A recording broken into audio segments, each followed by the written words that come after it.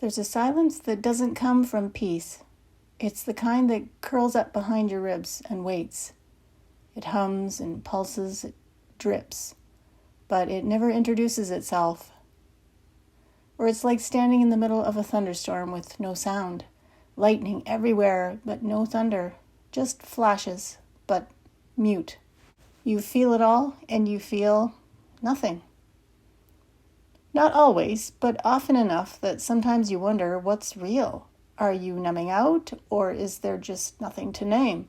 Is this grief or exhaustion? Is this peace or shutdown? You can sense a lie in someone's tone, but miss the emotion buried in your own chest. You can help others name what's wrong while staring blankly at your own reflection, wondering why you feel off. And there are times when something happens, something that should break you, and you felt it coming, this massive tidal wave inside you, and then you just shut it down, corked it, because you're afraid that if you let yourself go there, you might not find your way back. That's been the pattern. Too much or nothing.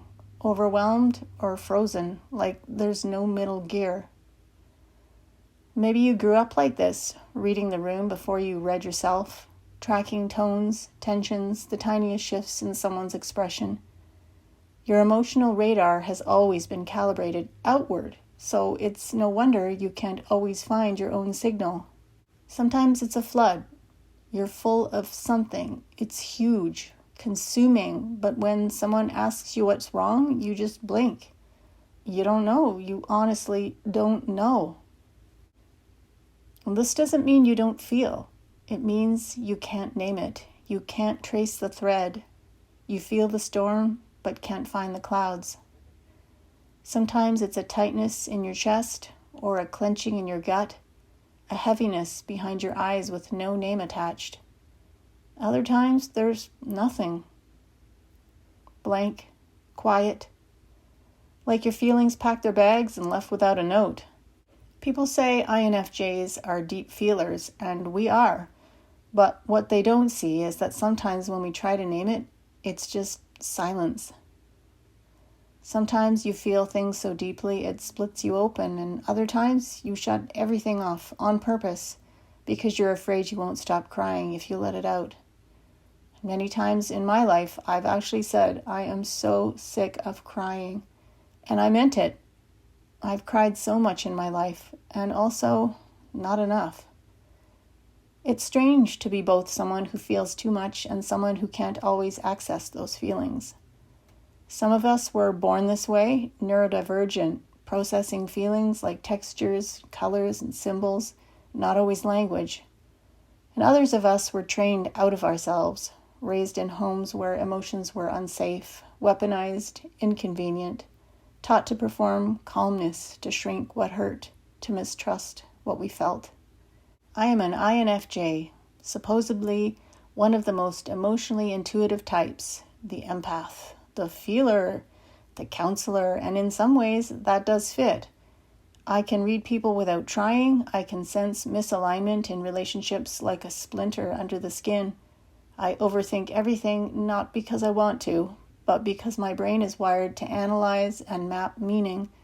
But emotional intuition doesn't always mean emotional clarity, especially when you've grown up inside trauma. For me, narcissistic abuse made it far worse. I grew up in a house where my words and my emotions were twisted. So I learned early, don't trust your feelings. They'll get you in trouble, they'll make people mad, and they'll get used against you. Instead, I became hyper-aware of other people's feelings, their moods, their tones, their body language. I could read the emotional weather outside me, but became a stranger to my own internal weather system. And that's a side of this whole thing too. It's not always neurological. Sometimes it's adaptive. It's what happens when feeling was not safe. When you grow up with a narcissistic parent, your inner compass gets tampered with. You doubt your instincts. You rewrite your gut reactions to suit someone else's script. You learn that your own mind is not to be trusted, and so you start to believe the problem is you, that your feelings are wrong, that your reactions are too big, your sadness is too needy, and your anger is too dangerous.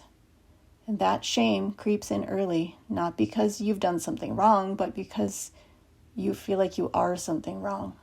You internalize that message that your emotional truth is too much for the people around you, that if you were just less sensitive, less reactive, and more like them, maybe you'd finally be lovable.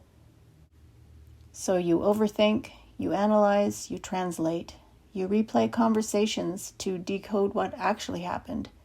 You don't trust your first emotion or your second. You wait for clarity that never fully arrives. So it's no wonder we're confused. No wonder we look inward and it's just blurry where there should be clarity.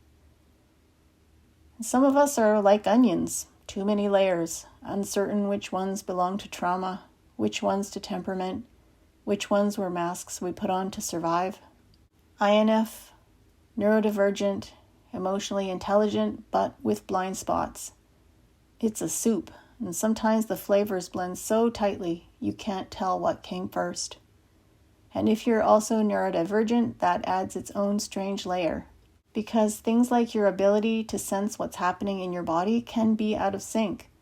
Sometimes you don't notice that you're hungry until you're shaking, or you feel irritable and you don't realize that you're just overtired, or you think you're fine until a certain song plays and suddenly you're crying your eyes out. And then there's the ADHD side of things, that constant swirl of noise and thought that makes it hard to sit still long enough to even ask what you're feeling, let alone answer. And so what do you get when you mix complex trauma with neurodivergence and INFJ over-awareness? You get someone who feels too much but often doesn't know what they're feeling. Someone who cries over music but shuts down during grief. Someone who senses everything except the truth of what's going on inside them. We fold it in on ourselves, bit by bit, feeling by feeling. We learn to show up as the version that would be easiest to take.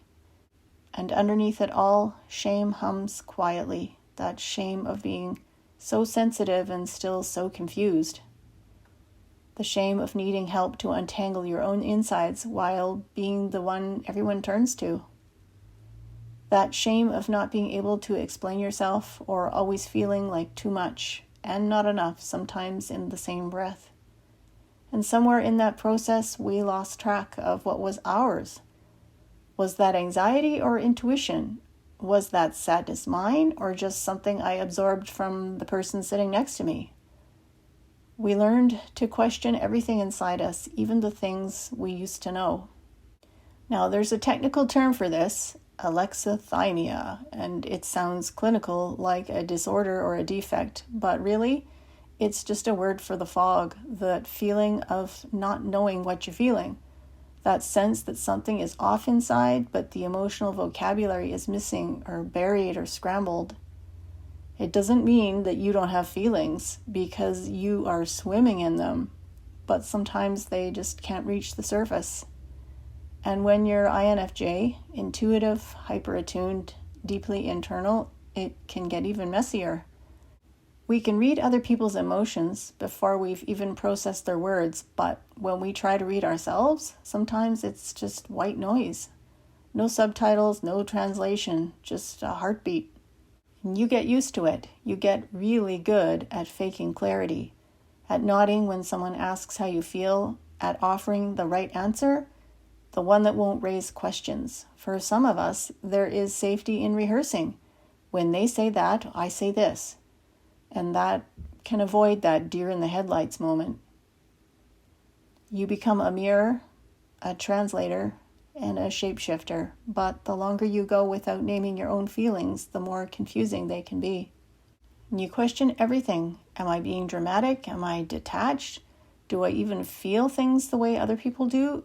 And the answer is yes, just not in a way that fits clearly into language. Not in a way you can point to and label and hand over to someone else for validation. Your feelings can be like weather systems, unpredictable, powerful, changing moment to moment, and still completely invisible to the untrained eye. Sometimes we say nothing because we don't know how to say it, and Sometimes we say nothing because we don't know what we feel. And sometimes we say nothing because we've said too much in the past and it didn't change anything. It's hard to show emotion on command, hard to make your face match your insides when your insides don't have a name. So people might think you're cold or distant or uninterested. And you hate that because you know how deeply you care. You just don't know how to make it visible on cue. You write long messages in your head that never get sent. You rehearse conversations that you'll never have. You cry without knowing why, or you don't cry, even when you know you should. And that doesn't mean you're faking it. It means you're carrying too many layers of feeling and not enough tools to unpack them. And sometimes it hits all at once. Someone says the smallest thing and suddenly you're unraveling not just that moment, but years of moments. Feelings you thought were dealt with, emotions you didn't even notice until they showed up in your throat with nowhere to go.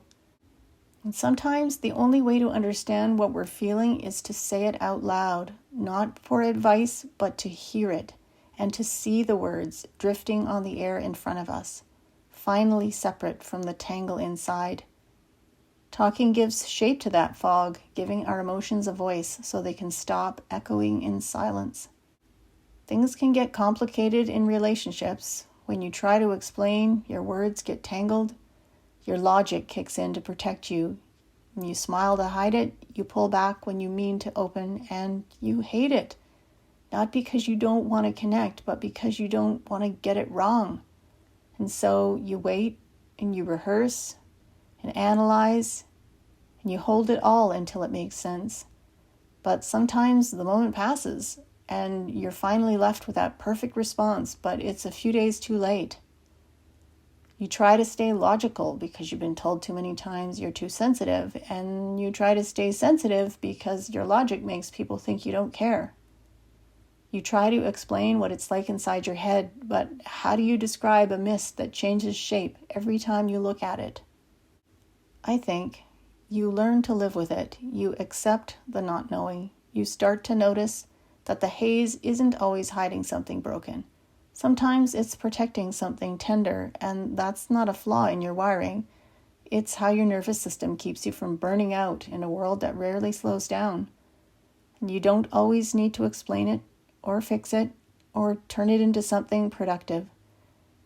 Sometimes just naming it, this veil, this heaviness, it's enough. And not to solve it, not to fix you, but to stop pretending it's not there. Maybe you suddenly cry at beautiful music, but go numb at heartbreak, and maybe you don't know what you're feeling until 3 days from now. Maybe you speak out loud to understand. Maybe you felt more like a mirror than a person. Maybe tomorrow we'll name it, and maybe not, and that's okay.